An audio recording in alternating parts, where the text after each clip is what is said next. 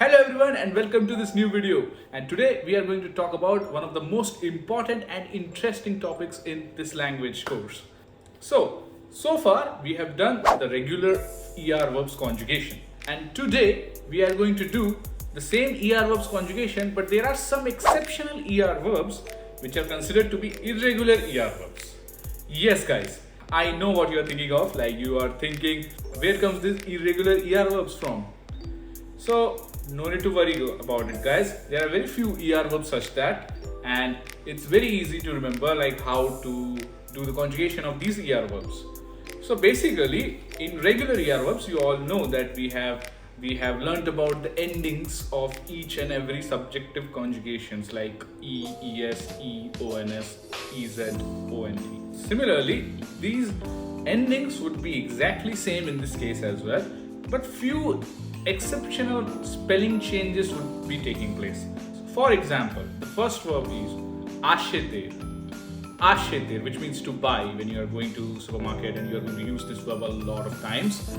So how to conjugate this one? Of course, it starts with vowel, so we will start with j'achète. Okay, but you will see some other exceptional things. J'achète, tu achètes, il, elle achète, nous achetons, vous achetez, ils achètent, elles achètent. So the important difference is, you might see in the infinitive form there was no accent over E, but while we conjugate, we got some accents. We got this E with a different accent, which is called accent the graph. Okay, why do we do that? It's just in order to do the pronunciation better, because when we are conjugating, when we are pronouncing it, it comes up with j'achète, tu achètes, et. That et sound is coming, a sound is coming. That a sound is actually nothing but E with accent the graph. Certain examples for this verb: il achète un chocolat pour moi. He buys a chocolate for me. Il achète un chocolat pour moi. Lever, to raise. You can say to raise. So here in this case again you will see the same E with this accent when we conjugate. Je lève, tu lèves, il lève, nous levons, vous levez, il lève.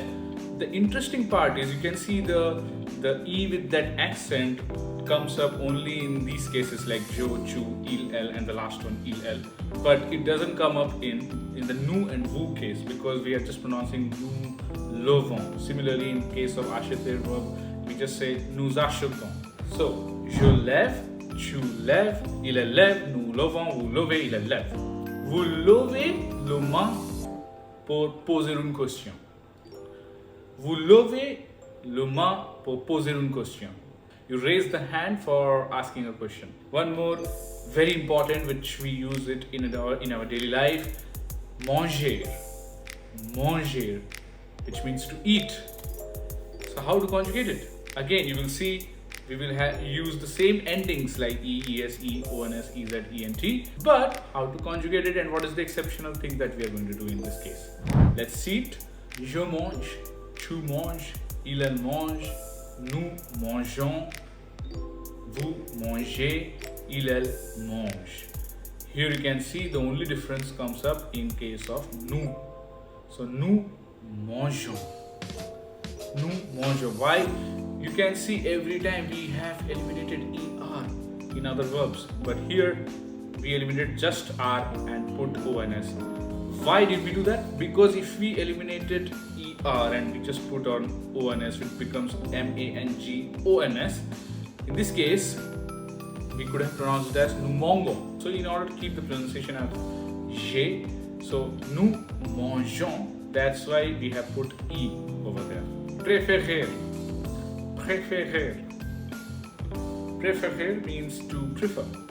So again, you will see there are two E with the accent here in the between, which is accent aigu we say, which you might have seen in the verb étudier. This accent aigu sounds as A, and we have used E with grave, accent the grave, that is sounds as A. So you will see how this accent aigu would be replaced with accent grave. Je préfère, tu préfères, il, elle préfère, nous préférons, vous préférez, il, elle préfère. Same thing, guys. Some examples. Maintenant, je mange mon petit déjeuner. Right now, I'm eating my breakfast. Je préfère du café plutôt que du thé.